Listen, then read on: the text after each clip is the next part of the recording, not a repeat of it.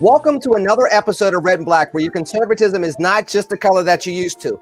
I'm Lenny McAllister, and just like the polling with President Joe Biden, it appears as though a majority of Americans don't think I'm really running things. Uh-oh.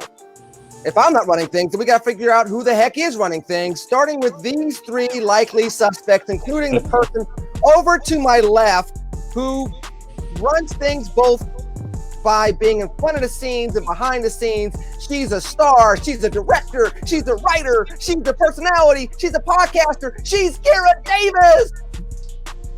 Thank you. I'm going to hire Lenny to introduce me wherever I go. Imagine me getting that introduction at the grocery store when I go pick up my groceries.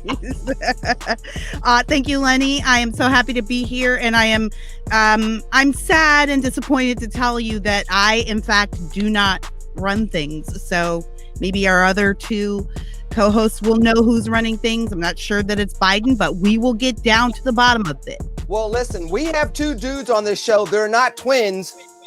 We'll get to that later. But let's get to the first one that's underneath me. Jeff Charles, the Cat in the Hat, not canceled, not Dr. Seuss, but here on Red and Black. Hello, sir. How you doing? I mean, we may not be twins, but I mean, we all look alike anyway, so it doesn't really matter. Right. I do not look like any of these men here. I just want to put that on the record. I was talking about in a general, like, racist in a racist kind of way. Well, you know, the Canadian comes out of you, Kira, so we could definitely differentiate you from everybody else. Speaking of somebody else that wasn't born in this country, hello, Mr. Immigrant, Mr. all kind of degrees smarter than everybody else to make us all feel bad about what we do with the rest of our week. Dr. Chris Metzler, go brag on yourself on how smart you are for second place. No, hi. Welcome. Glad to be back. Very exciting week in UN land. Sex trafficking, it's real. So, thanks for taking my lighthearted banter and pouring some cold water on it, Chris. But Chris is like the only one of us who's like actually doing real work. Well, no, Lenny does real work. Me and Jeff we just BS. Yeah, people think that me and Jeff have gravitas, but we don't. We just talk louder on this show, and it sounds like we do. But Lenny and Doc are the real heavy hitters here.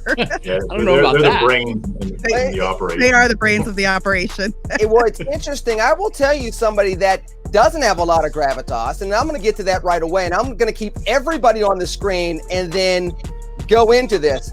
But I'm going to start with you, Jeff, because this is one of your favorite civil rights activists that got dragged this week by Tamir Rice's mother.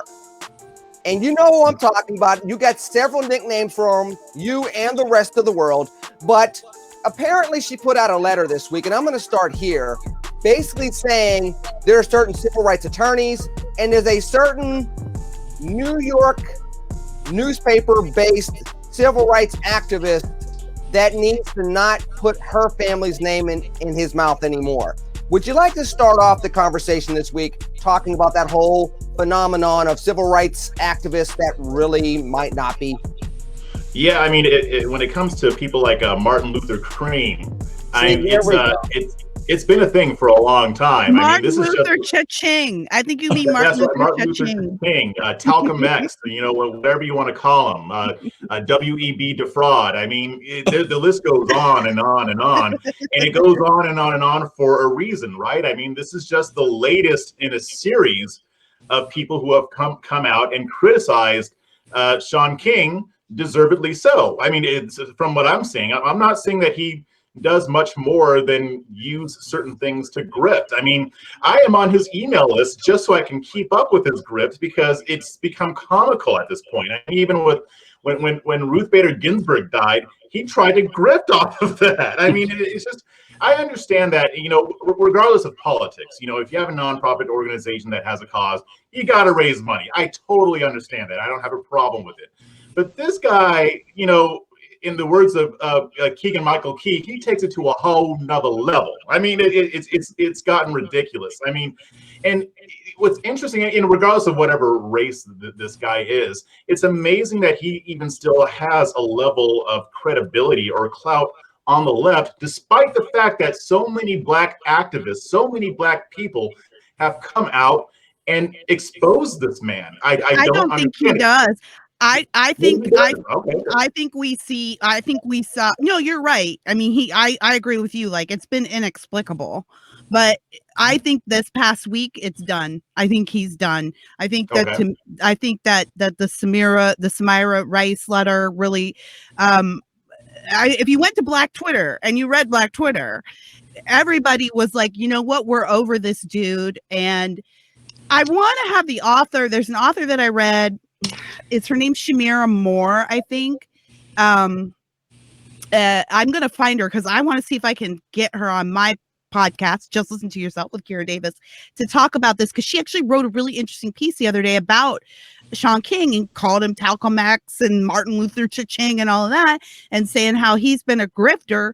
And a lot of Black pundits have known it for a long time, but they didn't want to out him because the right had already labeled him as a fake, and they didn't want to give conservatives fodder because they were using, this is what she's saying, they were using his false persona and his grifter status as cover for their own like racism or whatever. But I think it's an interesting angle, and I think it's a good angle, and it's a reason why we can't come together and have these conversations that need to be had, where maybe we should, like the Kermit Gosnell case, where maybe we should have all been outraged about that, but the left didn't want to be because they didn't want to give the right any safe harbor on the issue or an admission that they were right at all. And it's the same thing with Sean King. I think for a long time, him and D-Ray split long ago. 2 years ago, D-Ray and him had a huge split that didn't get a lot of coverage. And D-Ray's a grifter in his own right. And so it's been a long time coming. I just think that his status has dropped among Black commentators, activists, all of that. But we just didn't know it did because they didn't want to admit it. They didn't want to let us know. So, Chris, let me ask you a couple questions. Number one, she mentioned DeRay. One, is he still running for mayor of Baltimore? Because I remember that back in the day. That seems like that was 30 years ago. Well, he does ran every for time. like Congress or something. Yeah. He's the perennial candidate who never wins anything. No, because nobody's going to vote for somebody in a blue puffy vest. No. They might vote for somebody in red heels and oh gosh. Oh, what the hell's wrong with y'all in Baltimore? It's all coming from the same city. Yeah, well, Baltimore is the last lost city. When you look at a city like Baltimore, and when you look at the fact that they only elect Democrats, well, they only elect Democrats largely because so many in Baltimore simply, that's what they know, that's what they want. But here's the worst part of that. The Baltimore City Republican Party is the biggest joke that exists anywhere. In the last race, a Republican couldn't win. You had all the faux Republicans. When you ask them, for example, why are you running for this particular seat? And they would say, well, because we need to give more money to the people. Hello, conservatives, we don't believe in that. This is Baltimore City. I don't care. That's not what we do. So when you look at Baltimore, Baltimore is in a very dark place. And let's get back to grifting then, because my other question for you before you go on is, at this rate, is grifting going to be the word of 2021? Because we used it a lot on this show, and it seems like everybody wants to embrace that special 8-letter word, grifting. Yeah, well, it is. I mean, you have Aunt Candy, or Cousin Candy, however, whatever it is you want to call it. You also have Angela Stanton. You have Sean King. So you have grifters all over the place. You have also Rock and Burlap, also known as Diamond and Silk. So there you go. Oh, gosh. I heard an expression a long time ago that pimping ain't easy, but apparently grifting is. Well, it is. is. I mean, at this point in time, though, and Kira brings up an interesting point. It's hurting our community because, this was a space 60 years ago where literally people that were in similar positions socially were winning Nobel Peace Prizes. They were literally going from activists to becoming Congress people. They, Andrew Young was an activist, became mayor in Atlanta, UN ambassador. You saw people really take that rise. And now it seems that all anybody wants to do is sell some T-shirts, Jeff. Yeah, I mean, the word grift is going to be the word for 2021. I mean, shout out to the Hoteps. I mean, with their Grifty Awards, you should see how many people have been nominated for a Grifty. And when that comes around, we need to talk about it. But yeah, it is. And unfortunately, we live in a political climate that allows for grifting. And you know what? One good thing about this is that people can see that grifting isn't just on the right. Yeah, we do have a lot of grifters over here on the right. But the ones on the left, honestly, in my opinion, are a lot more dangerous. I mean, people on the right, I mean, it's not nearly as dangerous. It's annoying, it's frustrating, sometimes it's funny, but it's really just people just trying to get some money from people who want to give it to them. In this instance, you've got people like Sean King who exploit the families of men and women who have been killed, whether by police or by other means, and they're using it to enrich themselves. And the fact that they don't want to admit it just because they don't want to give Republicans a victory, it's telling, because they know that we were right about this the whole time. And I'm sorry, they may say that they don't want to appeal to the racists on the right. No, that's not it. They just don't want us to say, we told you so. That's it. And you know what? We told you so. So the fact that we told you so and your own leaders wouldn't, or they kept it under wraps, I'm not saying they're complicit because they weren't involved in the grifting, but they owed it to you to be honest about what they had discovered about these people. Well, that's right, Kara. There's no truth anymore. I mean, there's literally no truth. How can you have a civil rights movement if you're a civil rights activist if you can't have at least some truth, like real truth? This is not a civil rights movement. It's a way to enrich yourself. We've seen it this whole time. We've seen it on the right. We're seeing it on the left. There are people like Tamir Rice's mom who are really working for civil rights and working to find justice. But then there are people like Sean King, and he's not a civil rights activist. He's been on the take from the start. Well, but somebody like Sean King, though, he has the perfect role model, which is Al Sharpton. You talk about a grifter, okay? Mm-hmm. And in my view, Al Sharpton, that may in fact be Sean's daddy. Nah, because Sean is white. No, there's no way. No, I don't mean it that way. His goddaddy. That was his play daddy. Daddy. Right. That's the goddaddy. Because in fact, who perfected grifting on the left? Al Sharpton, Jesse Jackson. Look, True. Al Sharpton has a TV show on MSNBC that has virtually zero viewers, but he's still up in there because he kept the black people quiet during the Obama administration in the merger between Comcast and MSNBC. So let's be very clear about that. You know, what we are essentially seeing is in fact poverty pimp 2.5. Oh, I hate that phrase. I hate that phrase. Why? What if it is? What if that's what it is? It's literally radio in Chicago. Because there are some people that are there are some people that leverage in overutilize poverty, and they need people to stay in poverty. At the same exact time, that phrase to me paints everybody with a broad brush. Because I would say, I mean, there are people out there doing the work. I mean, for example, Chris, I know you do the work as far as feeding the poor every Sunday. Well, that's not what a poverty pimp is. He's not a poverty pimp. I understand that. But I'm just saying, I have an aversion to the phrase. I'm putting it on the record. You three go right ahead. I know for the next 45. And Kara's like, Lenny, I'm rolling my eyes. I'm rolling my eyes. Big time. I get that. But remember, my job is to announce you in aisle 7 every time you walk into the grocery store. Don't fire me yet. Chris, where's the dead end with this? When do we pivot back into something that we were used to seeing and reading about in the history books when it comes to the movement? When black people wake up, that's when it ends. Because look, on the left, in particular, this issue of grifting on the left is something that they have become used to. It has become a lifestyle, and they have accepted it. You know, if somebody like Sean and others who are going there, oh yeah, I'll put your cause forward for a fee.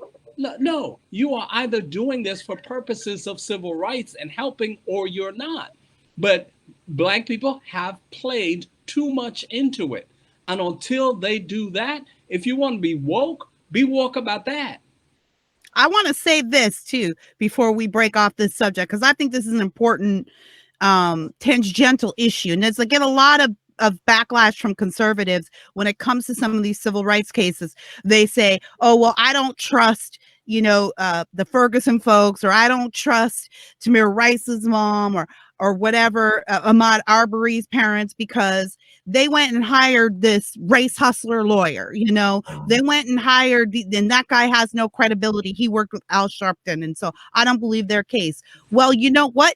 They hired the people who came to them. So show me the conservative lawyer that showed up at Ms. Rice's door and said, let me be your constitutional representative. I'm not going to charge you. Show me the conservative group that moved in with these people and said, let us march with you. Let us march beside you. We don't want anything from you. We want justice for you. It's one thing to criticize the type of people that take up these causes, but it's quite another to sit back and then ignore it and not even step in ourselves.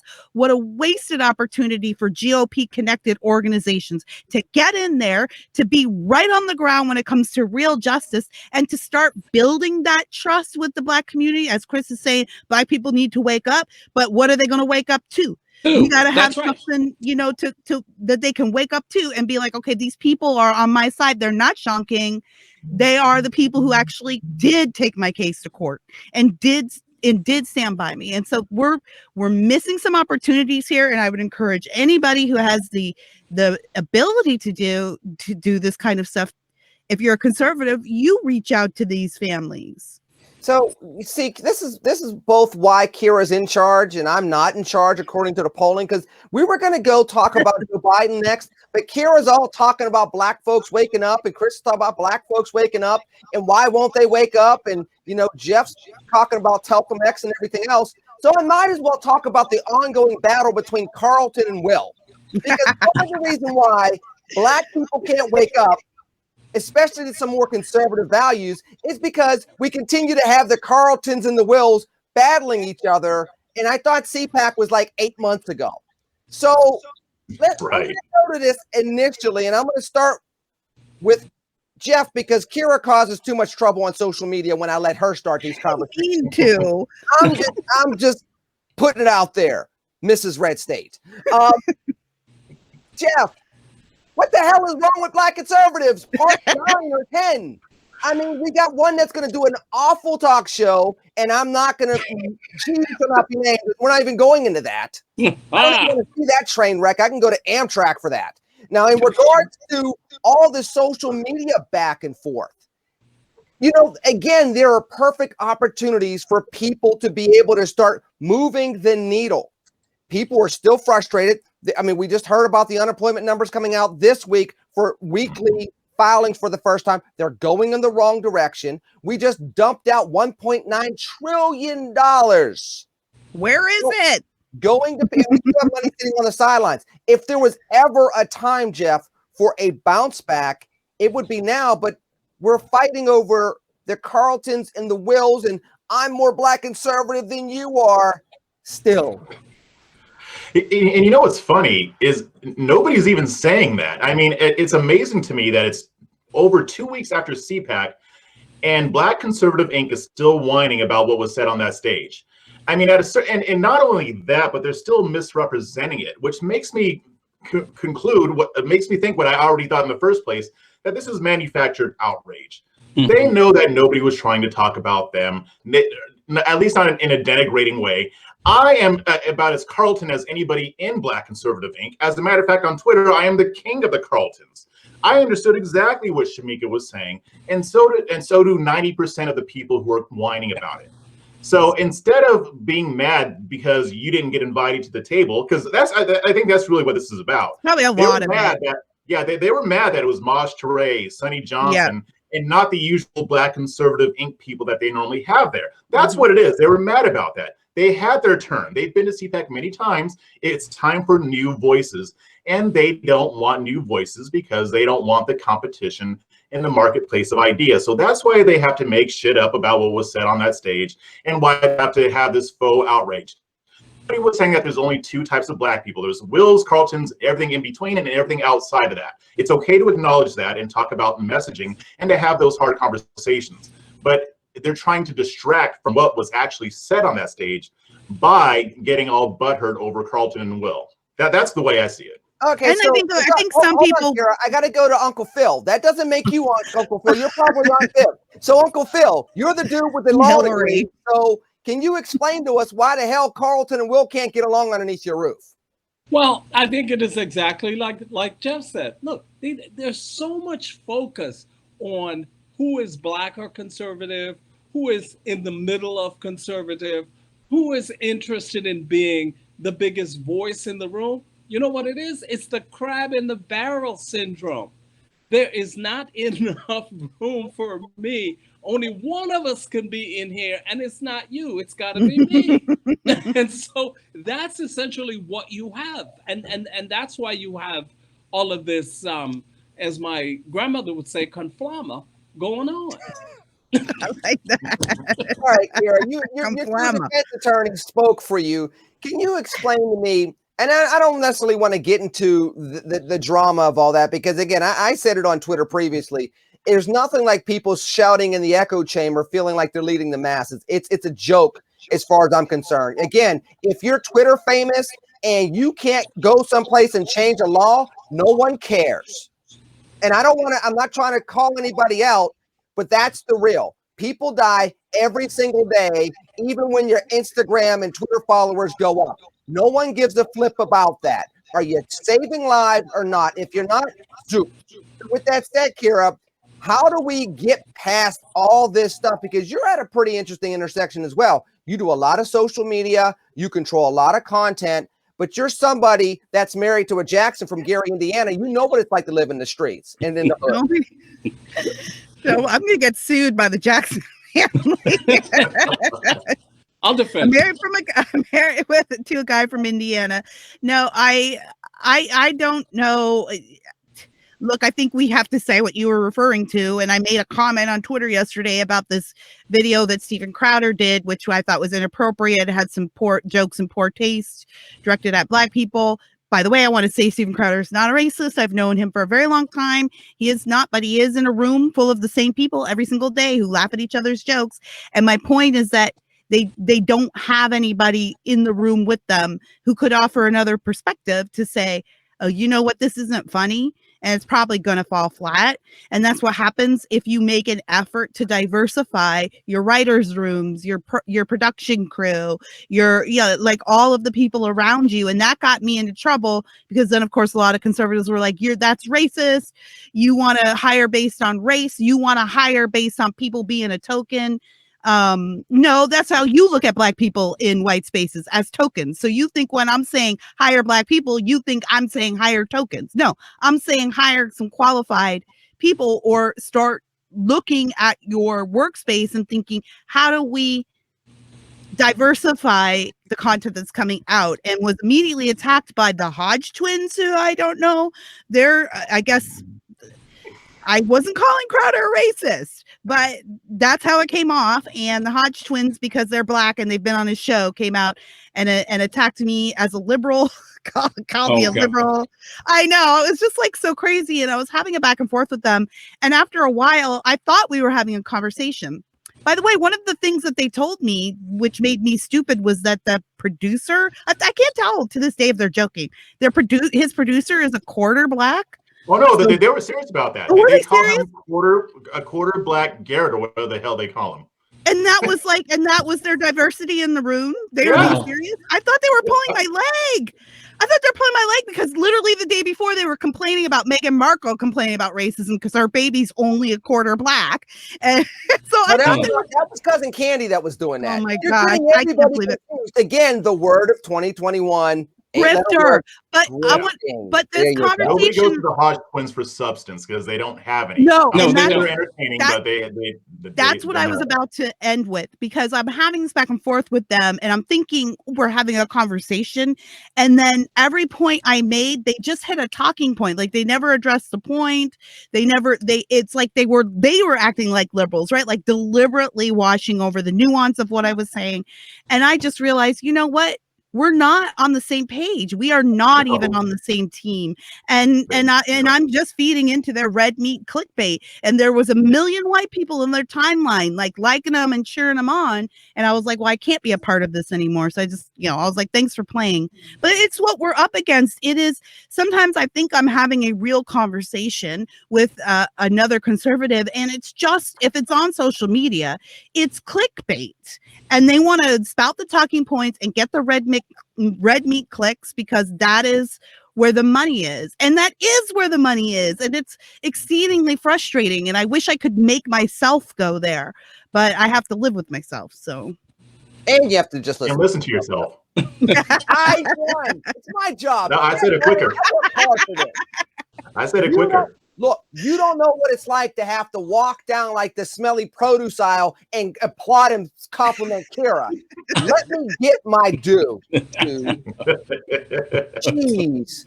But all seriousness, I mean, one of the things, Jeff, and you go to the Black Conservative Inc., and it makes me laugh when you say that, and I get it. But one of the things that always kind of makes me feel kind of bad is the fact that there are some of these folks that dislike other folks a lot more than it is the other way around. In fact, there are some folks that hate some of these folks, and then you go and you go, who are these people? Like, I'm just not going to, no offense to anybody, but I saw the Twitter back and forth. I didn't know who they were, nor did I care. Oh, you got like hundreds of thousands of followers. That's nice. Tell the folks in Russia I said hello. I mean, because I don't know who's bots and who's not. It doesn't really make a difference. But you can't move the needle with Black America where you need to move the needle. You can't move the needle in America the way you want to. If, to Kira's point, it's literally just clickbait. And look, it seems like we've been doing this for 10 to 15 years now, and the country's getting worse, not better. Yeah, I mean, and I think that is why, I think, honestly, that was one of the reasons why a lot of the mostly white conservatives who watched that panel were open to it, because they're ready for something real. They may even still like people like the Hodge twins. I don't care. But as long as they're willing to actually also have the serious conversations too. I mean, you're not going to have serious substantive conversations with the Hodge twins because that's not their brand. That's not what they do, and they don't plan to do that. I didn't know, and I deeply regret. No, but still, I mean, if you're not familiar with them, that's what's going to happen. But I would have known because I'm familiar with them. And again, they don't claim to have this deep substance, but I think people still want that. And I think that is why that panel went over so well with most of the audience. And honestly, we're going to need more and more and more of that, people who are willing to have those hard conversations. And it is hard because we are against the whole clickbait thing, the whole own the libs, and that's all, people who just want to scratch the surface. But I think at the end, people are ready for change. They're ready for something new. They don't want business as usual. And honestly, those folks are business as usual at this point. Hold on, Kira, you're going to have to hold on for just a second. Chris, I got to push back, and I'm going to you first, because as Jeff is saying this, number one, we complained that there wasn't a whole lot of opportunity to get into real substantive stuff when it came to the policy conversation at that CPAC panel. And then we're saying this when this new talk show's coming out, which we all know is going to be shallow as hell. Of course. So, I don't believe it, Jeff. Convince me that I'm wrong, or show me that I'm right. Well, I think Jeff's right. I think, in fact, that there is a number of people who are ready for those serious conversations. But here is the problem. we don't have an overabundance of that serious conversation and an overabundance of the folks who are really ready to engage in it. Instead, what do we have? We have the pure entertainment. And you look at, so this last week, for example, when we posted the clip about Candace Owens, you know, some random guy goes on there and he says, how dare you disrespect the queen of the Black community, Candace Owens. You don't have my permission to do that. Dude, first of all, queen of the Black community?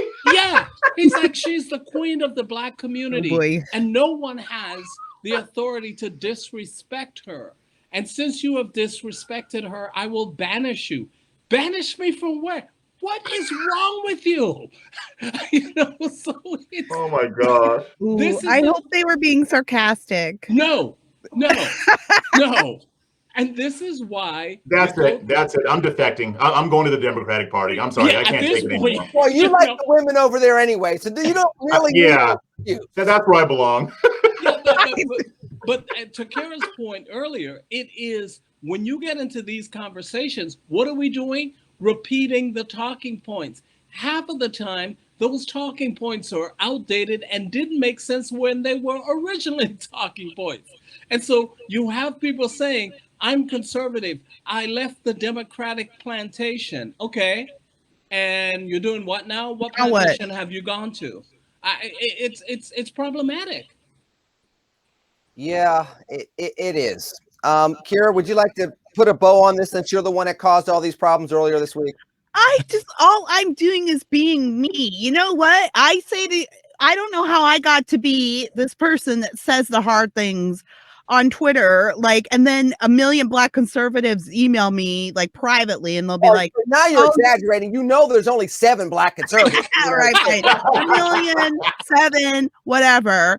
They email me, tomato, and they'll say, "Thank you for saying," like when I wrote my Candace Owens piece, "The Trouble with Candace," people, "Thank you for saying this, something I couldn't say out loud." Why? Why do I have to be the person that's, why didn't you say this out loud? Why? You know, I don't take pleasure, and we probably are talking about this more than I'm comfortable with, because I don't take pleasure in attacking people or being like obsessed with something. You know, I'm not envious, but I am a pundit professionally, and I admittedly unfairly am asked to speak for these people in the public square, which I take very personally. I shouldn't have to speak for them. That's a whole issue on the left and how the left views Black people and who we're supposed to be speaking for.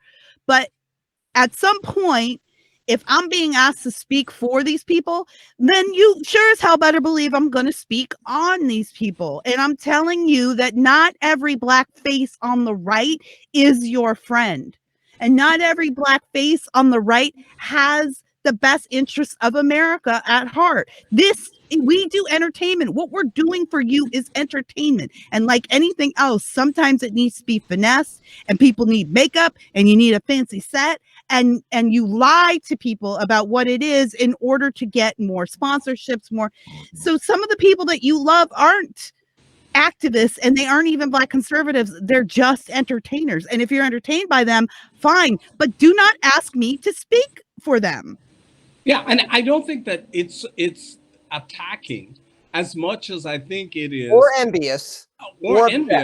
It is simply talking about the flaw in the argument. Listen, you can debate me anytime you want, but if you're going to come back and when I put out a substantive argument, you're going to post a meme, get the hell out of here.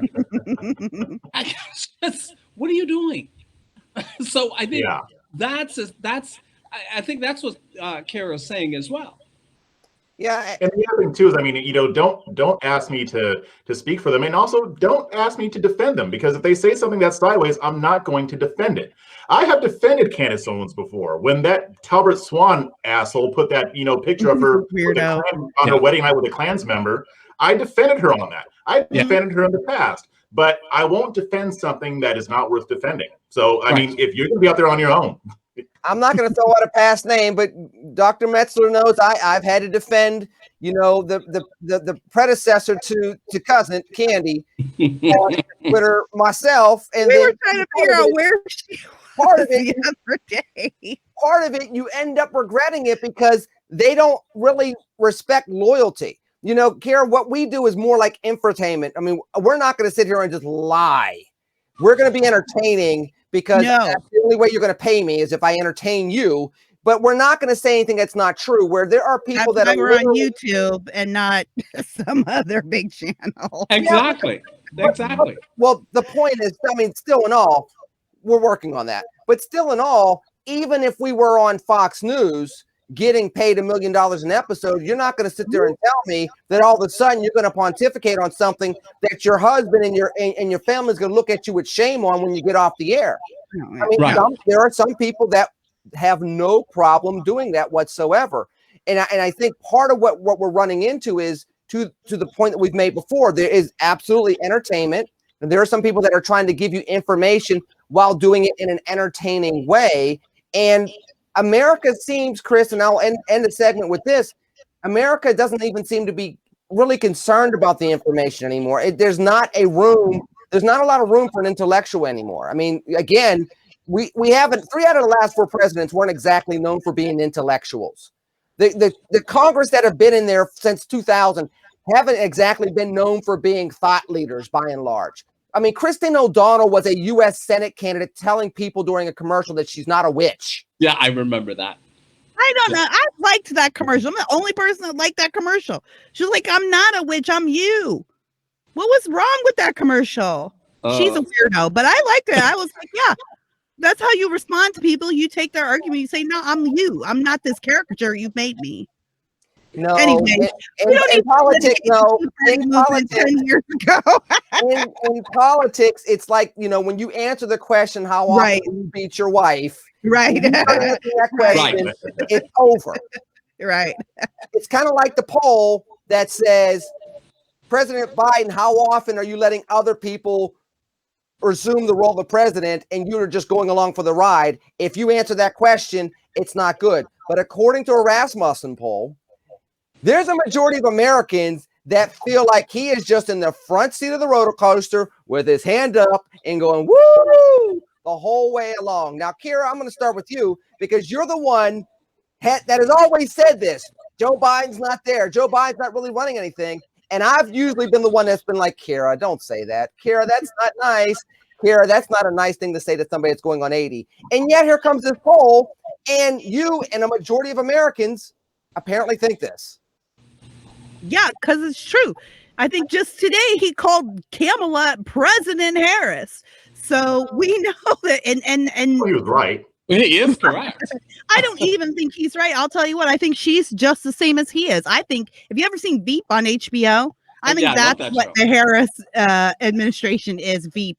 I think that she has no teeth either. That's why they picked her, a total loser on the primary side for the Democrats. That's why they picked, I don't mean like a loser human being. I mean, a loser in politics on the Democrat side. They picked her because she has absolutely no gravitas. She has no strength of character. She cannot push back against authority. And she's been a good little lapdog for the Democrats for a long time now. That's why they picked her. So I don't even think she would be in control. Right now, what we have is a Democrat party, a Democrat Congress that is leading America. Joe Biden is not there. I don't put your politics aside, put your biases aside. How do you look at that man? And he comes out and he barely knows where he is. And he has not spoken to the press. And today, as we record this today, the Kremlin came out, Putin came out and challenged Joe Biden to a live debate. Why do you think he did that? He never challenged Donald Trump to a live debate, and it's not because because he didn't need to, because he knows that Trump is in his full faculties. The reason why you would challenge Joe Biden to a debate is to prove to the world that Joe Biden is not in charge and that he is a weak man. So I can't even get mad about Biden policies or what. It's not him that's in charge. This guy is not there, you guys. This guy is not there at all. And most Americans are recognizing it left and right. That should frighten us all. So, Dr. Metzler, let me go to you because you're the Russian expert. Number one, what do you make of this Biden-Putin interaction first and foremost, considering that Biden's not been in office very long, and this is starting to elevate the Russian ambassador had been recalled. And number two, if they do this debate on live television, will this be a shirtless debate on horseback? Well, first and foremost, I remembered Biden's comment about the fact that he told Putin, I have looked into your eyes and you have no soul. I remember that conversation about that. And you know what? If I'm to believe that, what you guys have to realize is I was in the limo when John F. Kennedy was assassinated. There I was. There you were. Because it's the same. It's nonsense. I think his wife and his sister, along with the Democratic Party, along with some of the relics of the Obama administration, are in charge. Yes. Kamala is not in charge of anything. She's just staying at Blair House, and so she can walk across the street. What's wrong with the vice president's residence? Get over there. So she is not running. That's how Veep was. I was trying to be at the West Wing. Right. And that's the thing. She just walks across the street. What do you like about your job, Vice President Harris? It's the shortest commute. I get to walk to work. Oh, yeah. What is wrong with you? So from the perspective of, and I think you're right, Kira, that is why they chose her. That is why they would not choose someone like a Val Demings, for example. Or Stacey Abrams. Because they would not be led by the nose. Mm-hmm. And that is essentially what you have. There is no Biden presidency. Biden is in charge of nothing because it is clear his faculties have evaporated into thin air. Well, Jeff, I mean, let's kind of break that down a little bit. And by the way, the little hole looking in Biden's eye and not seeing a soul. Have you seen Joe Biden dance? He doesn't have any soul either.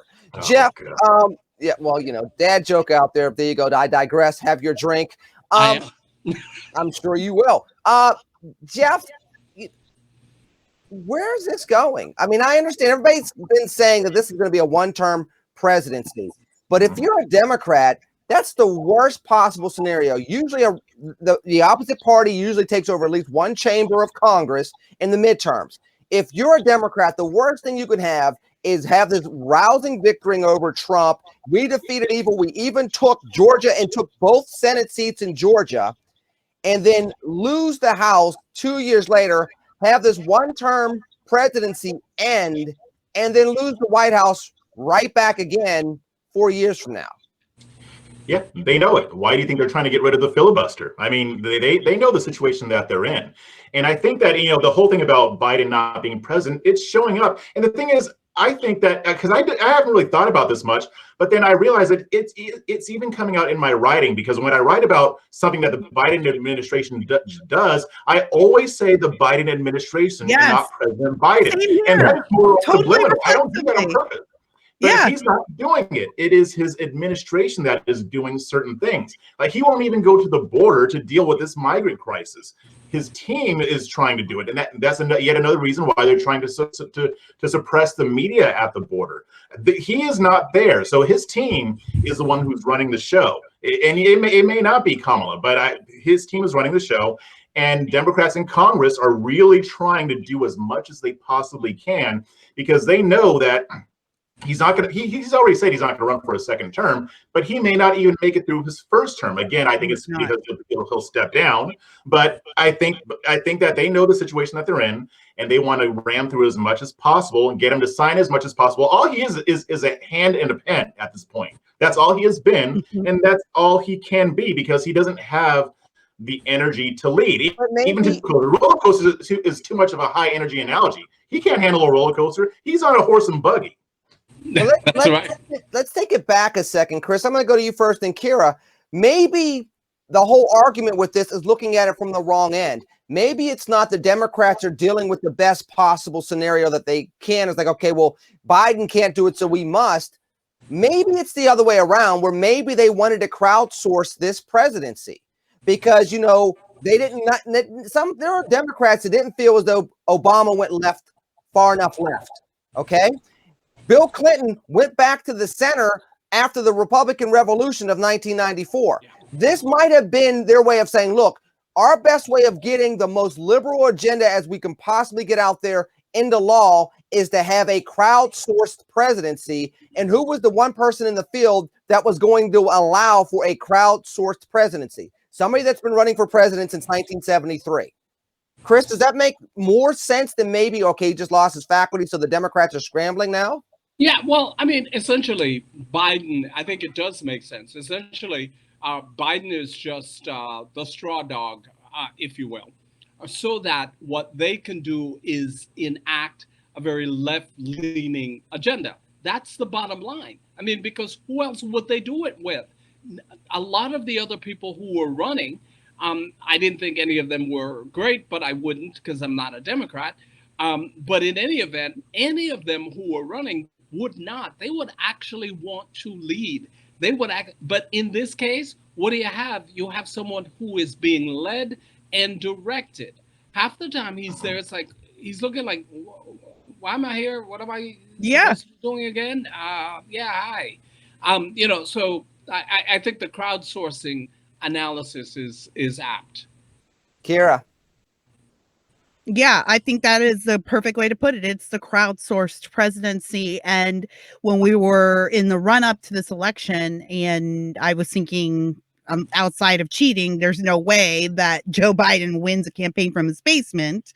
And turned out to be right about that. But I remember talking with a friend and my friend saying, it's not outside of the realm of possibility that the Democrats could cheat their way to a victory. And it's happened before. And every now and again in American history, if you know anything about American history, every now and then there is that crowdsourced presidency.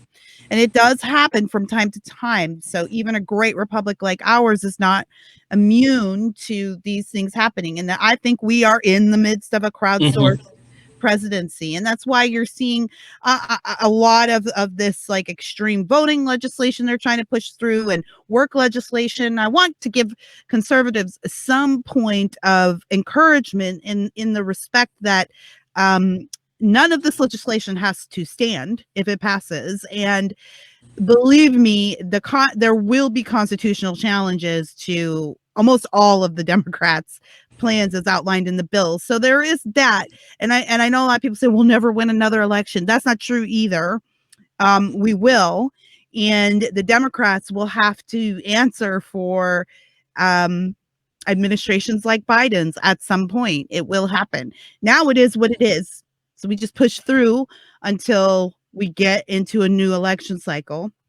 We're going to make it, but I've no doubt in my mind that what we are witnessing this day is, as Chris called it, a crowdsourced presidency. It's beyond and HR 1, just so you know, HR 1 is on its face and in its substance unconstitutional.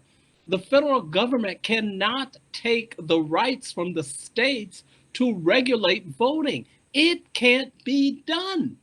And so those challenges absolutely will fall flat on their face. When you read the substance of that, it is babble.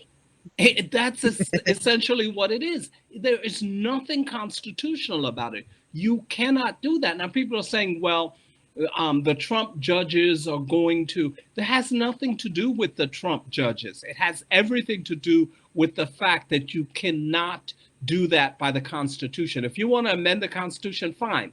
But with the Constitution as it stands, and I would be one of the first ones there to join the legal team to really get rid of that stuff. It's unconstitutional. You know what's funny about this show, and Jeff, I'm going to go to you before we get ready to get out of here. Number one, Kira always finds a way to make sure she throws in her podcast there, and Chris always finds a way to remind us that he's an attorney. After he gets the first to join the legal team, after he gets rid of human trafficking, then he's going to go on to save our constitutional republic. There you go. Mr. Oxford over here, excuse me, sir. I am not mad at him. Jeff, what do you say about one, the crowdsourcing presidency, and B, I remind everybody that 6 years after Richard Nixon did this and went on a helicopter, what happened at the time when Republicans would never win another White House? What happened, Jeff? Wait, what happened after he left? Who happened? 6 years after Nixon. he did this, what happened 6 years later? Jeff might be too young. Oh, he resigned. No, we got a Reagan person on here. What happened 6 years after Nixon got on that helicopter? We won. With there you go. So all with this, Reagan. With Reagan. With And Reagan. it was a landslide. It was a red wave, a red tidal wave.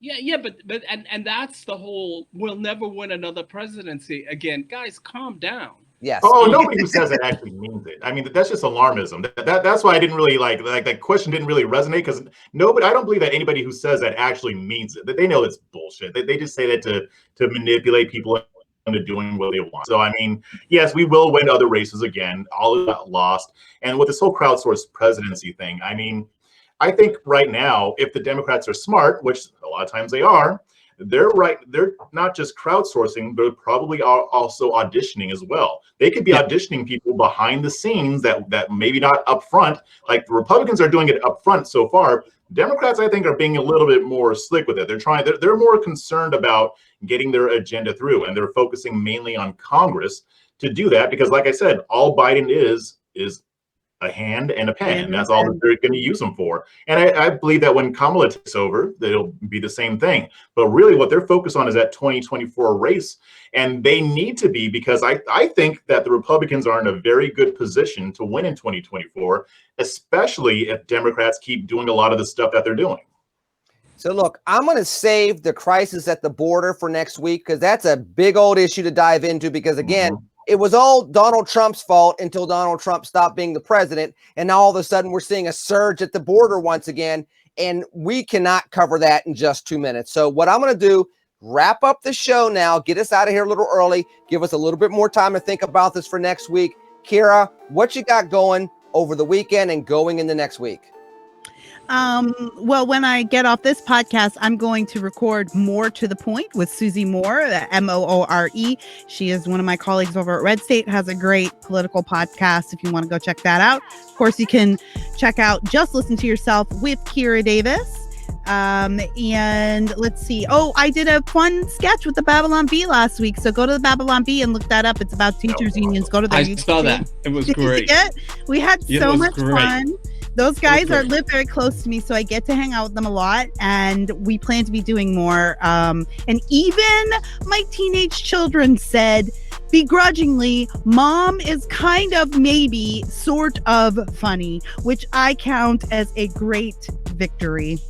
That is definitely, if your teenage kid can say anything nice about you doing anything in public, trust me, it is. Okay, Mr. 5 degrees above your name, can you go ahead and tell us what smart person thing you're going to do this week, Dr. Metzler? Well, it continues my work with the UN on human trafficking and sex trafficking. They just, in the last week or so, going through the actual evidence of not pretty. So I will continue that for the foreseeable future, 6-7 months. Chris is not going to be drinking wine anymore on this show when I say I digress. He's going to be drinking Dos Equis because he's the most interesting man in the world. Jeff, what are you doing? Yeah, I've got a wonderful interview and a live stream coming up with the lovely Miss Kira Davis and Sonny Johnson. It's going to be lit because I'm not going to be saying much at all. That's how I want it. He is not going to get a word in edgewise. He's a glutton for punishment. That's what the people want, and that is what they'll get. And I also have some other guests coming up in the next few weeks. I'll announce them as I get them locked down. I may have a really big one coming up, so stay tuned. Breaking Conservatarian on YouTube. Ooh. Yeah, Sean King just texted me. He said he'll do your podcast next week. He probably will too. I would love to have Sean King on there. Look, you should ask. You should have. Yeah, why not? Yeah. Look, folks, I don't usually throw shade. I'm just being silly. Don't mind me because I don't even know who half of these people are, to be quite honest with you. I'm too daggone old. But what I am not old enough for is I do want to work hard for you. I know all three of the other people here on Red and Black are working every single week to bring a level of intelligence and information and fun and laughter and a little bit of ribbing, because we really care about all Americans. So just hang with us. Thanks for watching. Subscribe. Put the comments in the comment section. Chat up the chat room while you're watching, especially if you're watching the live premiere. And in the meanwhile, let's keep in touch. Interact with us on social media. Catch up to Kira, catch up to Jeff, catch up to Dr. Metzler, and you might be able to find me as well. In the meanwhile, folks, have a wonderful, wonderful weekend and a great week. We'll catch you next week. TCNGB. Take care and God bless. Peace.